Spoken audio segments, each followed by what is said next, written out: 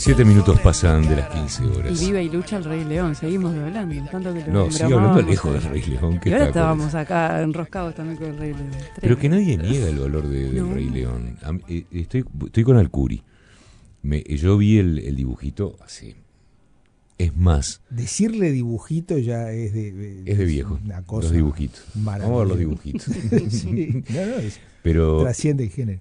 Y la vi alquilada en un videoclub. Qué grande. Alquilada en un videoclub. VHS. Sí, VHS. Y sí, es una película preciosa. Una película preciosa. Cuando uno tenía que ver si estaba disponible el video, ¿se acuerdan? ¿No? Con las gomitas que les ponían, los papelitos, los cartoncitos. Que cuando veías que estaba... O hay peor, que tirarse de cabeza. había un momento feo que era cuando vos veías que en la gomita estaba el cartoncito de que estaba disponible y vos ibas, no, la alquilé, me olvidé de sacarle el cartoncito. Sí. Qué tremendo que era eso. Pero bueno, vayamos a lo nuestro. Vamos a hablar de narcisos por doquier con Álvaro Alcuri. Bueno, la propuesta era tratar de ver un poco, yo noto que se utiliza alegremente el término es un narcisista para acá, es un narcisista para allá, recordar un poco a qué se refiere esta denominación. En realidad, en la mitología grecorromana, Narciso era un joven de una belleza extraordinaria que tenía muy enojados a diosas, dioses, semidioses, humanos y toda la fauna de la mitología que porque no le daba bolilla a nadie. Eran poco tolerantes. No accedía a ningún requerimiento amoroso y eso aparentemente en esa mitología estaba muy mal visto, no darle bolilla a nadie. Y no me acuerdo bien ahora, pero búsquenlo, hay una maldición que le cae a Narciso por ser así, Narciso, con lo cual... Narciso muere. Sí, padre, espere, no me spoilé. Perdón, estaba contando el final. Quería de la contar el cuento mitológico para entender a qué se refiere. Me ganó la ansiedad. Entonces, este hechizo, justamente esta maldición, es que va a enamorarse de sí mismo y de su imagen reflejada en el agua. Y entonces Narciso ve su imagen reflejada en un estanque de agua, no se puede mover de allí y muere al borde de ese mismo estanque y se transforma en una planta, Narciso, que tiene una flor muy bella pero de feo olor. Y es utilizado por Sigmund Freud para describir una etapa de la vida, una etapa del crecimiento, la primera infancia, y también una estructura de personalidad, las dos cosas. El narcisismo al cual Freud se refería con la primera infancia era cuando el niño es tan pequeño que el mundo, todos los que lo rodean, deben girar en torno a él para atenderlo, para cuidarlo, para jugar, para entretenerlo. Ese pequeño Narciso es una especie de Dios, centro del universo, pero así debe ser tratado dada su pequeñez y su inmadurez y su indefensión. ¿Cómo se cura ese narcisismo primario, estructural, por el cual todos pasamos? Madurando, aprendiendo, viviendo, perdemos ese lugar de centralidad en nuestro entorno. Pero los procesos de maduración no son todos iguales. Algunos no logran superar este primer narcisismo, algunos en mayor o menor grado siguen intentando ocupar ese centro, esas estructuras posteriormente desde el psicoanálisis le llamó estructuras narcisistas o rasgos narcisistas que podríamos decir que todos podemos tener en un grado menor, pero en las estructuras narcisistas se ve a una persona que intenta seguir siendo el centro del universo, con un ego muchas veces engrandecido, con conductas de poca atención a los demás y buscando permanentemente ser el centro. De esto se habla cuando a veces vulgarmente decimos es un narcisista. Pero luego queda claro, y vos lo decías al principio, que lo utilizamos muchas veces erróneamente. Sí. ¿No? Como otros tantos términos que tienen que ver con tu materia. Sí, porque se lo reserva solamente para una especie de fanfarrón o agrandado o egocéntrico, Una estructura narcisista muchas veces no se presenta así, ni como agrandado ni como fanfarrón. A veces son personas que están muy encerradas, muy ensimismadas, no logran adquirir habilidades que solemos adquirir la mayoría en el proceso de maduración, siguen siendo dependientes, no terminan estudios, no terminan de aprender a socializar. La realidad les resulta demasiado real, su yo ideal, su idea de sí mismos no coincide con la realidad a veces les parece intolerable, entonces entran en estados depresivos y a veces terminan atentando también contra su propia vida. La estructura narcisista no es solamente, como popularmente se cree, pasarla bien o intentar ocupar el centro, hacerse ver o fanfarronear. La estructura narcisista es la estructura de una persona inmadura, que también hay que decirlo, suele caer en adicciones, en dependencias emocionales, afectivas, de acciones, de actividades y también de sustancias. La estructura narcisista más bien habla de inmadurez, más que de alguien que se quiere mucho. Hay narcisistas que no se quieren nada y también forman parte de estos cuadros diagnósticos. Las terminologías en lo que tiene que ver con la psicología, ¿se siguen manteniendo o van evolucionando como van evolucionando todo alrededor de los individuos, alrededor de las personas, que también van cambiando de pronto ciertas actitudes? Es decir, la esencia no se pierde, me imagino que la esencia es la esencia humana, pero los comportamientos muchas veces están marcados por lo que nos rodea también, cómo utilizamos y cómo nos marca lo que nos rodea. Sí. Y el mundo va evolucionando. Sí, el mito de Narciso me parece una bella metáfora que no creo que no deberíamos perder para describir a estas estructuras que no terminan de madurar, porque en un punto el Narciso de la mitología queda atrapado en este apego a sí mismo, en este centro del universo, en este deseo de los demás por él, pero que no se ve correspondido. Y también ayuda mucho a entender lo que son las dinámicas de vinculación de las estructuras narcisistas. Necesitan mucha atención, piden todo para sí, son muy poco capaces, muy poco propensos a dar, a corresponder. En este ida y vuelta se comportan como el bebé pequeño que necesita toda clase de cosas, pero es incapaz de responder, es incapaz de lo que llamamos la equivalencia afectiva. El dar y el recibir es muy complicado para las estructuras narcisistas. ¿Y se puede tener alguno de esos rasgos más notoriamente marcados y no tanto otros? Sí. Pensando en en alguien que se me viene a la cabeza que puede tener mucho de una de las cosas que vos decís, pero no tanto de otras, o todas esas características conforman la personalidad narcisista. Hay más o menos ingredientes en las distintas personalidades, como puede haber más o menos condimento en una comida. Podríamos decir, por ejemplo, que en la adolescencia los rasgos narcisistas aparecen por todos lados. Un adolescente necesita prestarse mucha atención dado los cambios biológicos, psicológicos, corporales que está viviendo. Entonces, esa conducta narcisista, que podemos ir al barrer, esto es un diagnóstico firme, bueno, aplicado a un adolescente no lo sería tanto, el adolescente está en tránsito por esa etapa. También desde la cultura hay muchos mensajes que favorecen las posturas, los rasgos narcisistas. Comportate narcisistamente podría ser un buen mensaje que englobe casi la venta de cualquier producto, porque si me comporto narcisistamente me importa un pito llegar a fin de mes o no, pagar el colegio de mis hijos, yo qué sé, cumplir con las reglas establecidas. Sencillamente me dedico a gratificarme o a darme un gusto sin pensar demasiado en las consecuencias, lo cual es narcisista, lo cual es inmaduro, y ahí el diagnóstico no debería ser tan contundente. En estos casos tenemos que ver, siempre para hacer un diagnóstico tenemos que ver muchos más aspectos que una sola conducta. ¿Y tiene que ver más con la forma en que te criaron, o es algo con lo que ya venís estructuralmente? Bueno, casi todo lo que somos es una combinación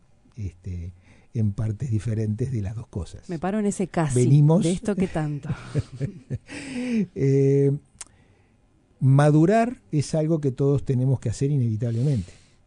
Frustrarnos en nuestros intentos por permanecer en la primera infancia, centro del universo para papá y mamá y el entorno, es algo por lo que tenemos que pasar todos. En la medida que nos frustramos, vamos a ir aprendiendo que no somos el centro, que no solamente vamos a recibir ayuda, que no podemos estar en brazos todo el tiempo, que no es cuestión de que amago a llorar y salen corriendo a atenderme. Estoy hablando de un bebé. Le espera la madurez, le espera la parte de hacer el duelo, de perder los brazos de mamá, el cariño incondicional de los más grandes, porque al dejar de ser un bebé ya no te pueden tratar así. Podríamos decir que esos grandes cambios ocurren los más grandes, ¿no? Entre los 3 años, 4, 5, 6. Cuando llegás a la escuela, perdiste tu universo narcisístico en donde vos sos el centro del universo. Formás parte de una clase. ¿Te das cuenta? Esa es la derrota final, teóricamente, del narcisismo primario. Pero hay unos cuantos que se resisten. Todo eso es necesario, además, ¿no? Claro. Ir superando todas esas etapas, digamos. Claro. Obvio. Si no, no te adaptás a la vida comunitaria, a la vida familiar, a la vida escolar. Pues sabes que me voy a ir a la escuela, que acabas de poner ahí, un ámbito muy lindo de estudio también de las personalidades. ¿Esta es una actitud que se da con los pares de uno o es algo que uno maneja en los lugares donde tiene un cierto dominio? Vos estabas hablando de el que es criado de una manera y que actúa de una cierta manera, que de pronto pasa como pasa, y voy a poner a la infancia acá de por medio, ¿no? Cuando dicen, pero fulano es un divino, que esto que el otro, y en la casa fulano es un demonio, es un monstruo, literalmente. Y hasta un déspota muchas veces. Sí, también. sí. Eso es muy común. Los chiquilines se adaptan increíblemente rápido y los adultos muchas veces no se dan cuenta de lo rápido que se adaptan a los entornos. Saben dónde hacer el berrinche y saben dónde no. Podríamos decir que en esos casos ni nos molestemos en mirar un narcisismo. Estamos viendo adaptación rápida al entorno. En general, las estructuras más narcisistas son más inmaduras. El que es más inmaduro le cuesta más adaptarse a todos los entornos. La estructura que llega a la adultez en el formato narcisista puede no ser ni un niño ni muy popular ni muy bien adaptado en la escuela, en los grupos, en el club.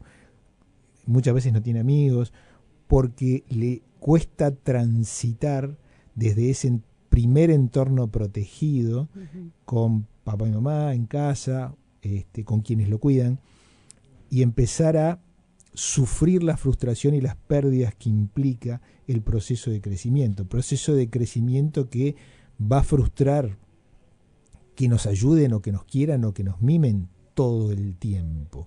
Las estructuras podremos casi definirlo como un estado de la materia.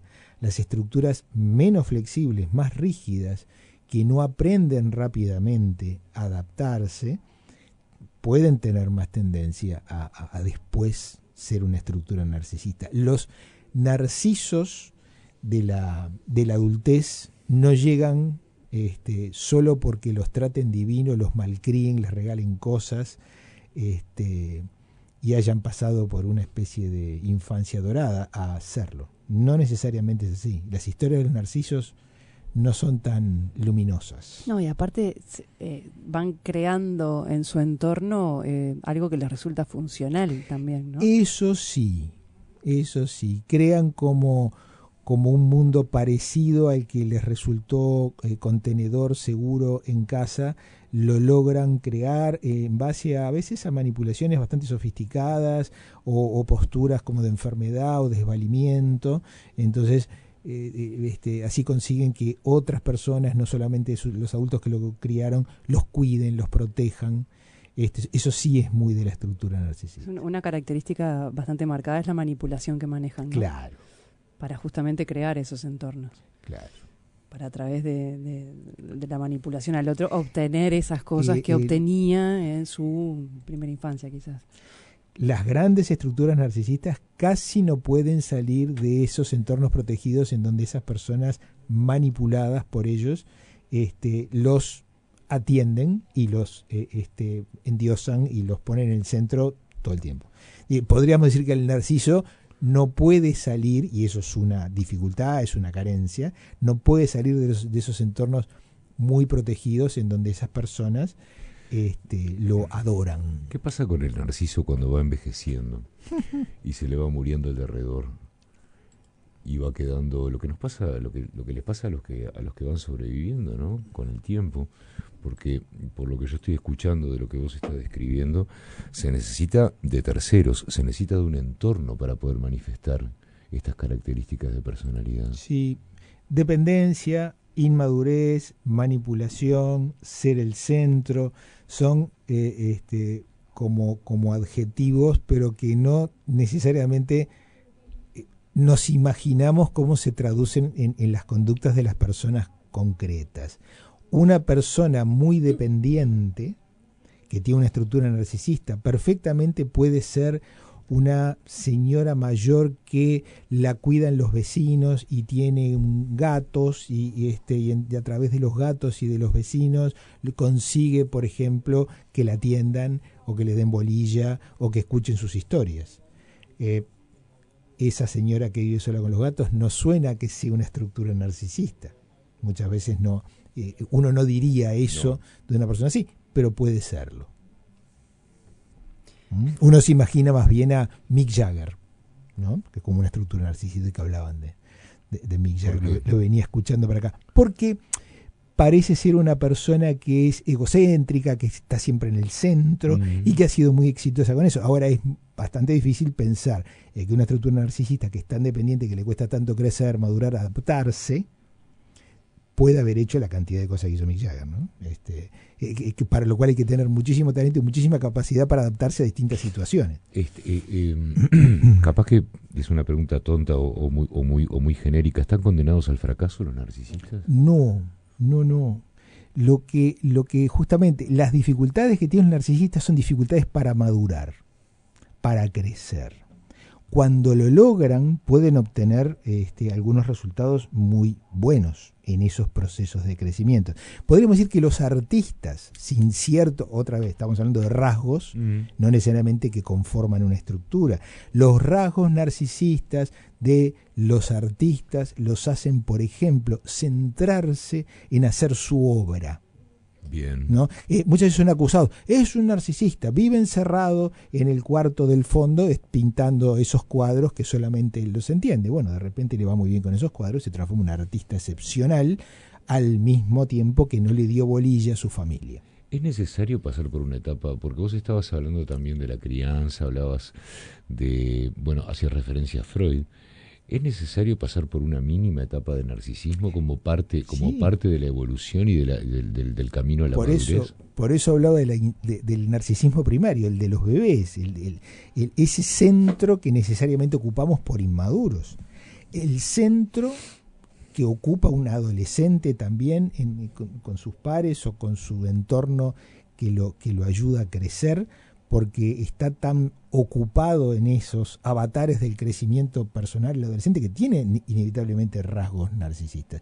De la misma manera que el artista que se encierra a producir su obra sin esos rasgos narcisistas diría, bueno, esto no es tan importante, no le doy bolilla, no lo atiendo, no me enfoco en mí.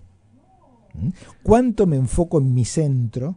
Podríamos tener una especie de gráfico de 0 a infinito. ¿Cuánta bolilla me doy? ¿Me doy toda la bolilla a mí y no registro a nadie? Soy un narcisista absoluto, vivo en una burbuja y los demás seres apenas los percibo. En el otro punto habría una persona que nunca se precisa nada para sí, nunca está en su centro y podría no tener ni siquiera un autocentramiento o una percepción de sí mismo. Estamos hablando de que la dosis de narcisismo, más o menos podríamos decir entre comillas, sana, nos permite centrarnos en nosotros y también interactuar con los otros, cuando somos adultos. Puede ser también que esto rija para personas o profesionales muy exitosos o personas que se desmarcan quizá por su inteligencia, que están como muy centradas en que su verdad es la suya y el resto. No importa nada lo que opine el otro, no me abro mucho a ver qué es lo que opina el otro y que vaya un poco por ese lado también. Tratando de identificar algunos patrones, ¿no? Algunos ejemplos. Muchas veces personas que están centradas en una tarea o les va bien, o tienen éxito, tienen suceso, reciben críticas como si fueran malos, porque no me dan bolilla o porque están muy lejos de las cosas que yo soy capaz de hacer, y me parece bastante injusta la crítica. Se utiliza el diagnóstico que como una pedrada, ¿no? Le voy a tirar esta piedra a pero eso no es un diagnóstico ni es nada, es solo una manifestación de enojo, de celos o de envidia.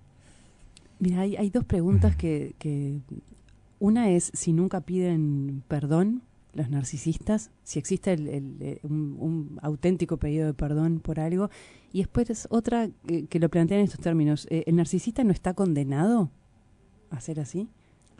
Bueno, en psicoterapia nosotros tratamos de no ver a nadie como un condenado y de poner siempre la expectativa en procesos de crecimiento. Si vemos a la estructura narcisista como inmadurez, nosotros vemos siempre oportunidades para crecer y para aprender, aún en las estructuras en donde la persona por ahí puede estar más limitada en su desarrollo. Pero aún cuando tuvo una primera infancia que no contó con todos esos elementos que estábamos diciendo, que no tuvo esos procesos de frustración y demás, ¿es posible después en la vida adulta? Hay un ejemplo de un oyente que plantea una persona que su hijo narcisista de 30 años que no tuvo una primera infancia con todas estas cosas que vos estabas diciendo. Siempre hay posibilidades de crecimiento si la persona decide tomarlas. Lo que muchas veces hacen las estructuras narcisistas es aprovecharse de quienes lo rodean para no tomarse el trabajo de madurar y de adquirir responsabilidades. A nosotros nos gusta mucho verlo en interrelación con el ambiente, figura y fondo, decimos los gestálticos, no hay figura sin fondo, nadie vive aislado en una burbuja. El narcisista depende mucho de su entorno. Claro. En la medida que su entorno se lo permite, continúa en su comodidad o en su zona de confort, pero frustrando ese confort, es posible que estas estructuras maduren, crezcan, aprendan por una cosa más básica, ¿no? La supervivencia.